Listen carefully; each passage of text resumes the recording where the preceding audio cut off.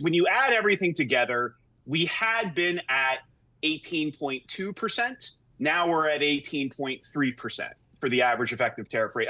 And the other big one is that Mexico got a 90-day stay. Yeah. So they were supposed to go up to 30%. They're now at 20. That's another big factor in this, too. So really, like versus 48 hours ago, this list didn't make a giant difference. It's, folks, I can't say enough about the importance of what they're doing in terms of the graphical representation. Ernie, I'll get to Mexico in a moment. Paul's got a bunch of questions, too. You have I take great offense to our analysis that we're back to Smoot-Hawley 33 and 34. If you look at the Tedeschi horizontal line, we're back to 1918. We're back to 1862. Indeed, we are back to 1799. Nice. What does that history mean for 2026 in America? I mean, look, like those were very different times back then. I think, number one, it means, I agree with the administration. We're going to raise a substantial amount of revenue from these tariffs. And Brainerd said that yesterday. Lyle was all over that yesterday. Look, and one should not understate how important that is. We have an unsustainable fiscal trajectory. Well, we project $3 trillion over the next 10 years. But look, we're also seeing evidence of this already in consumer pass-through. Durable PCE, that was part of the PCE report that came out yesterday, accelerated the most over 6 months that it has since 1987, other than the depths of the pandemic. So, the idea that we're going to somehow dodge a bullet and get through this scot-free, I think is already empirically wrong. So, Ernie, that's a key point, that $3 trillion over 10 years that the U.S. government's going to raise. That's not being paid by China, by Mexico, by the EU.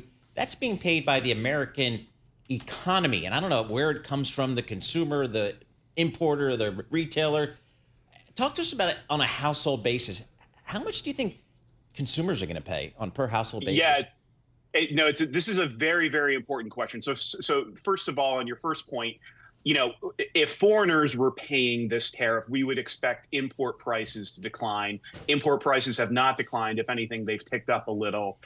So on average, they're probably not shouldering much of all of this. We think that right now, consumers are paying about 70% of the tariff, so that's the pass-through right now. And we think that that's ticking up over time. It's still early. Ultimately, if these tariffs today stayed in effect in perpetuity, that would be $2,400 per household per year after, say 2 years of phase-in, pinching families at the bottom much more than at the top. And that's after tax, right? That's after tax. That's right. So you're talking, right, yeah. Somebody popping 60, 70,000 a year, figure out the rent. Forget about the idiocy in New York City. I mean, Ernie's living large up in New Haven. Yep. But the answer is $2,400 after tax. That hammers the bottom three deciles. Folks, I can say this again. Ernie Tedeschi with us before we go to Trade Minister Greer here with John Farrow. The Budget Lab at Yale, it's free. You go out, it's a website.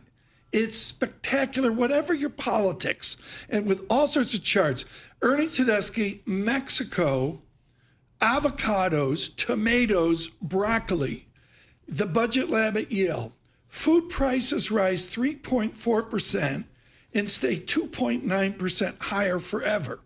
Fresh produce from Mexico, I'm ad-libbing, is initially 7% up and then stabilizes at 3.6% higher. Is that why we delayed from Mexico? As they explained to President Trump, the price of tomatoes?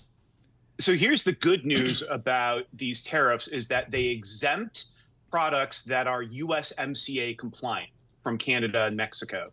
It's complicated, but basically you can think of it that if your product is actually made substantially in Mexico and Canada, then it is exempt from the tariffs. Fresh produce is, 80% of the fresh produce that we get, 90% of the fresh produce from Mexico right now is USMCA compliant. So it's not Mexican imports that are driving the food price increases from these tariffs. It's the non-Canada and Mexico countries. So coffee from Brazil, bananas from Central America. That's what's getting hit by these tariffs right now.